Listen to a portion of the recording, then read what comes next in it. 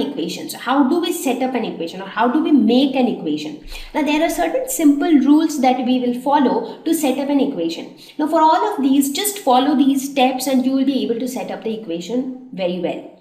Now let's say that you have a problem statement that Payal scored 2 marks more than twice the marks scored by Rohan. Payal's score is 20. What is Rohan's score? So we want to know Rohan's score. Now the first step is that for any value that you need to find or you do not know, consider that as a variable. So in this case, what is that thing which we do not know?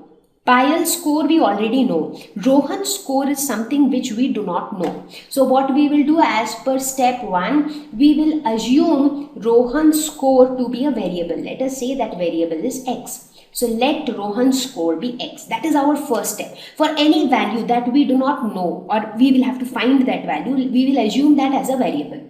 Fine. The second step is set up expressions as per the conditions in the question. Now the question will definitely have some condition or criteria.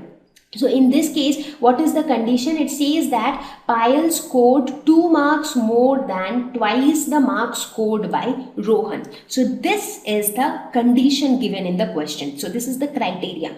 So let us make that expression. So as per this, the score of Payal, that means Payal's score should be, as per this condition, it should be 2 marks more than twice the marks scored by Rohan. So twice the marks of Rohan would be 2x plus 2, because 2 marks more than that. So as per the condition, Payal's score should be 2 plus 2x.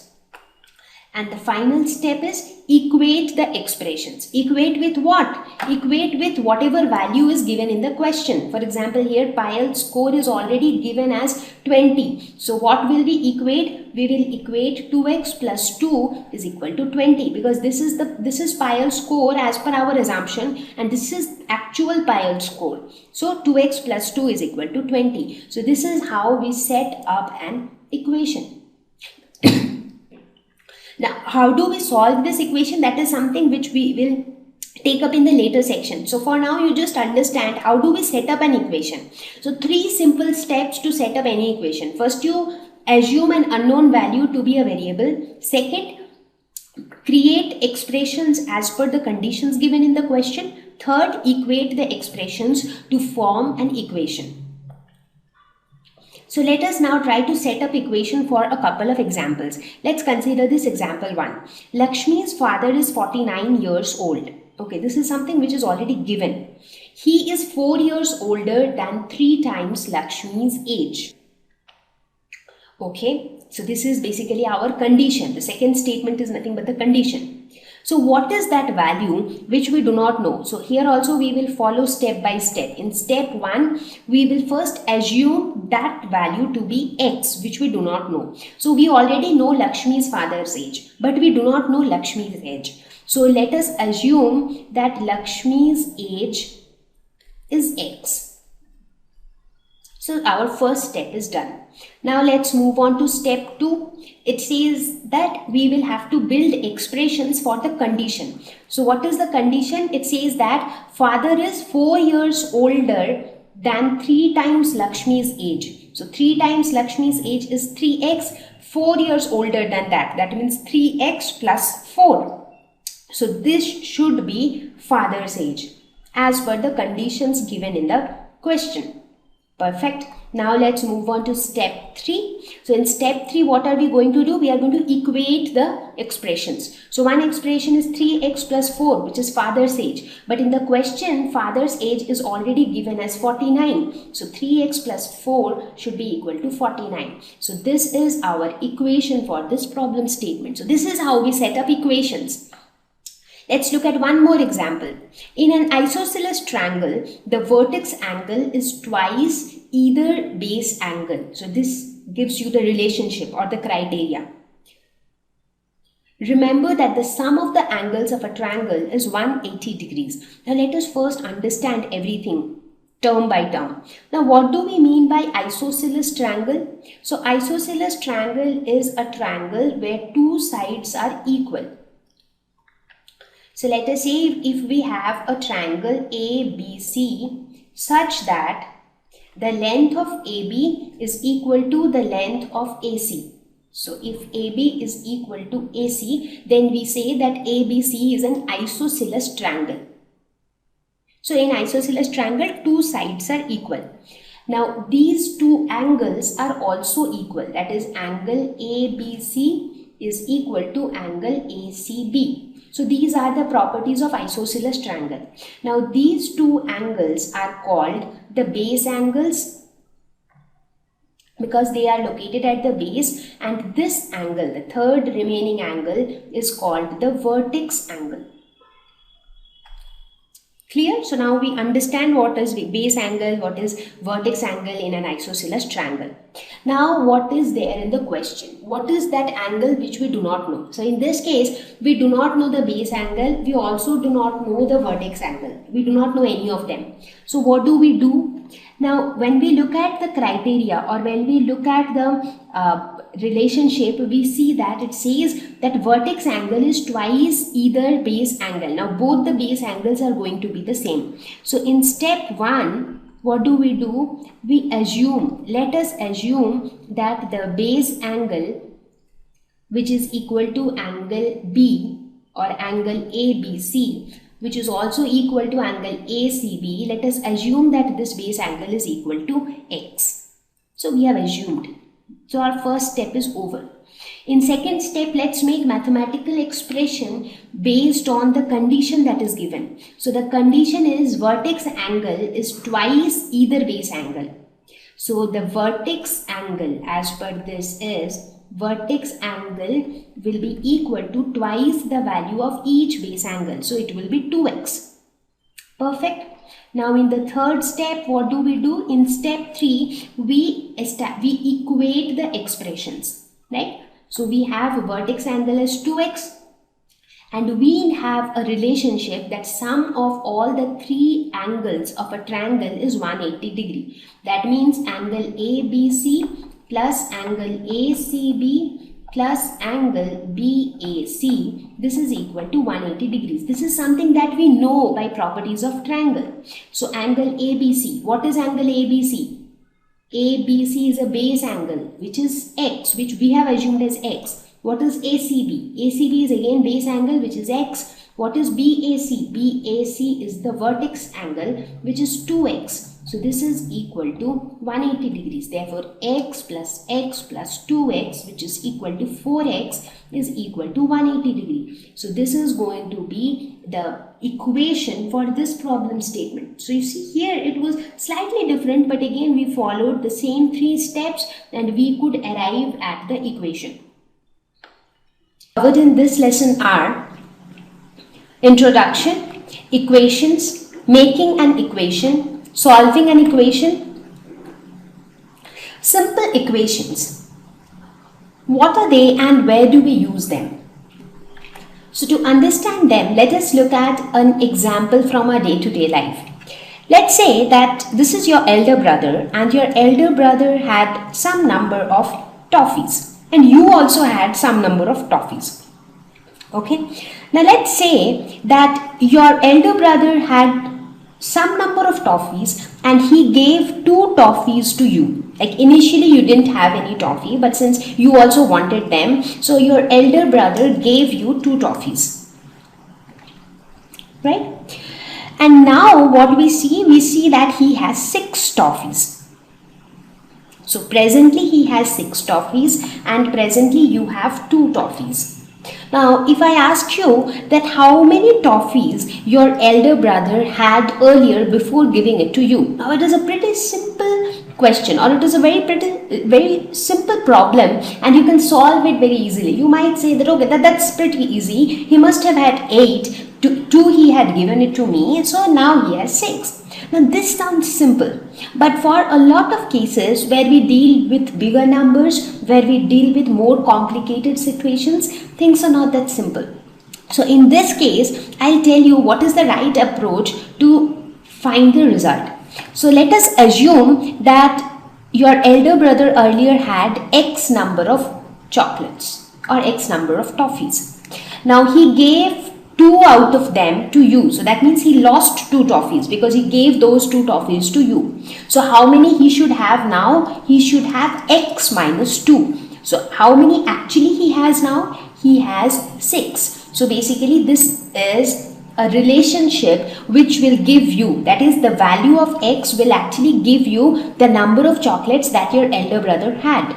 And this equation is a simple equation. X minus 2 is equal to 6. This is a simple equation. This is called an equation. Let us look at more examples. Let's say that these are two friends and they got their scorecard. So their exams are over, results are out, and they got their scorecard. And it is seen that the girl scored 2 marks more than twice the marks scored by the boy. Complicated? Not really. Let us assume that the boy scored X, because we really do not know how much did the boy score. Let us assume that he scored X. So how much did the girl score? Now as I said that the girl scored 2 marks more than twice the marks scored by the boy. So twice the marks of boy, which is 2x plus 2. That is the score of the girl. Right? And now let's say that we already know that how much the girl scored. Let's say the girl had actually scored 20. So this girl had scored 20 marks. So we know this as a matter of fact. Maybe the teacher had told us that that the girl had scored 20 marks. But we really didn't know how much did the boy score. So how do we find how much did the boy score? By finding the value of x, because x is nothing but the score of the boy. So how would your equation look like? Your equation would be something like this. 2x plus 2 is equal to 20, because 2x plus 2 is the score of the girl, assuming that the boy scored x. But actually we know that this 2x plus 2 is actually equal to 20. So this is your equation, and from this equation you have to find out the value of x. And how do you find the value of x? That is what we will learn in this lesson. We will learn how do we find solutions of equations. That is, how do we find the values of these variables in the equation. So we will learn everything in detail. This is just the introduction part. Let's take one more example. Now these examples actually tell you how do you make use of equations in your day-to-day life. Why do we need to learn about equations? Let's say that somebody asks you your age. Now there are two ways of answering him. You can directly tell your age, or you can tell your age in an indirect manner, in the form of a puzzle, right? Let's say that you tell the person something like this, that my father is 49 years old. So the father's age is 49 years. And I am 4 years, and my father is 4 years older than 3 times my age. So that's a puzzle, right? So you mean to say that your father is 4 years older than 3 times your age, and your father's age is 49. So your friend needs to guess your age. So what would be the equation? So the best thing to do is let your friend assume that your age is x. So assuming your age is x, what would be your father's age? So assuming your age is x, your father's age would be 3 times your age plus 4. That's what I said, right? 3 times your age plus 4 is the father's age. But actually, what is the father's age? Father's age is 49. So 3x plus 4 is equal to 49 would be the equation. So you see, in these kind of scenarios in day-to-day life, where you come across problems, where you know certain things, where you know certain relations. For example, here you knew the relation between the father's age and the son's age. So you knew those relations, but you do not really know the values. Here you know the father's age, but you do not know the son's age. But you know the relationship between the father's age and the son's age. So you come across many such problems in your day-to-day life, and simple equations help you to find solutions to these problems. So now what do we understand by an equation? So let's start from the very basics. So equation is a statement of equality. Equation. So the first part of the term itself calls equate. That means something which equalize two things. So it is a statement of equality between two mathematical expressions containing one or more variables.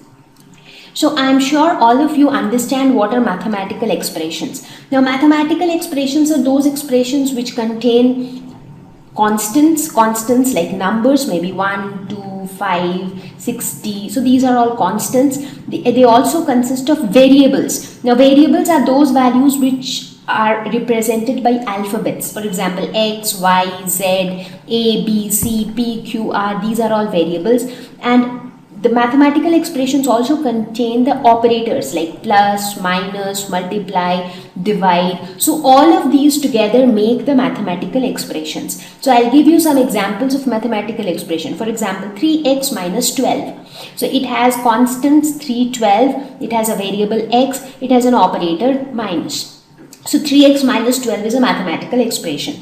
Now when you have two such mathematical expression with an equality sign in between, so you put an equal sign and you have another mathematical expression. Now that other mathematical expression could also be only a constant, or it could also be only a variable, something like this, or it could even be something like this. So these are all examples of equation. So for any equation, the only criteria is that an equality sign has to be there and there has to be two mathematical expressions involved. For example, 2x plus 9 by 2 is equal to 5y. This is an example of an equation because you have the equality sign which says that whatever you see on this side and whatever you see on this side, they are equal. Now again, it is not necessary that an equation can have only one variable. It can have one or more variables. For example, here you have two variables, x and y. Similarly, you can even have more than two variables. For example, a plus 3b is equal to 5c. So here you have three variables involved.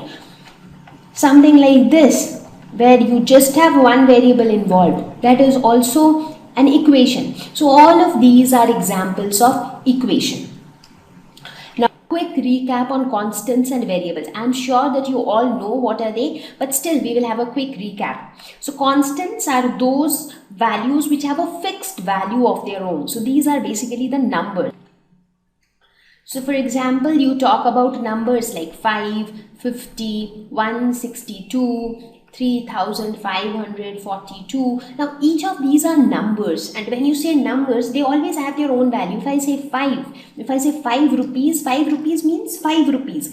5 can never become equal to 10. 5 can never become equal to 1 by 5, or 5 can never become equal to minus 5. So all of these are constants, whether you talk about fractions, or you talk about the negative numbers, or you talk about the decimal numbers. These are all examples of constants. So constants means they will always have the same value. That is why they have a fixed value. So here, why do you see this picture? So this picture is to show that for constants, it's like they will always have the same haircut or the same hairstyle. So their hairstyle is not going to change ever. So that's a constant hairstyle or a fixed hairstyle, and these are constants. When you talk about variables, they have changing values. Now they can take different values. Let me give you an example.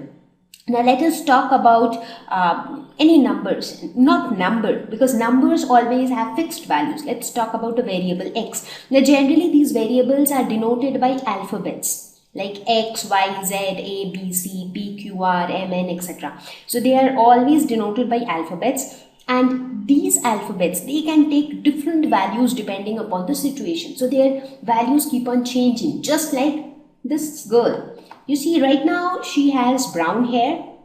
Now when she goes to a fancy dress competition, she puts a wig or she colors her hair, and now you see she has got a very weird hair color. She has a greenish hair color because she is going to a fancy dress competition. Again, the same person, when she is again going to a funky party, she has a very short hair, and that too the hair is like blonde. Sometime else When she wants a very different look, she might even have spikes like this.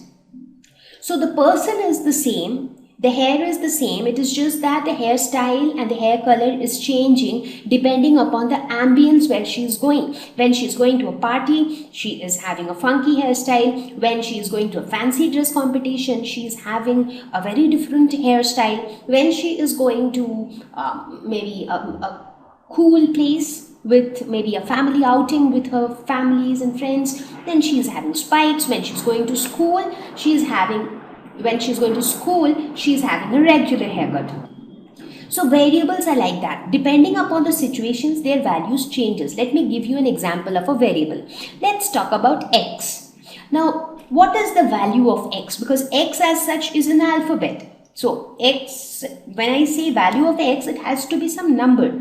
So can you say that the value of x is always 1? You can't say that. Let me give you examples. Let us take examples of different equations with x. Let's say we have one equation, x minus 2 is equal to 6. Let's say we have another equation, 12 minus x is equal to 6. Let's say we have yet another equation, 3x is equal to 12.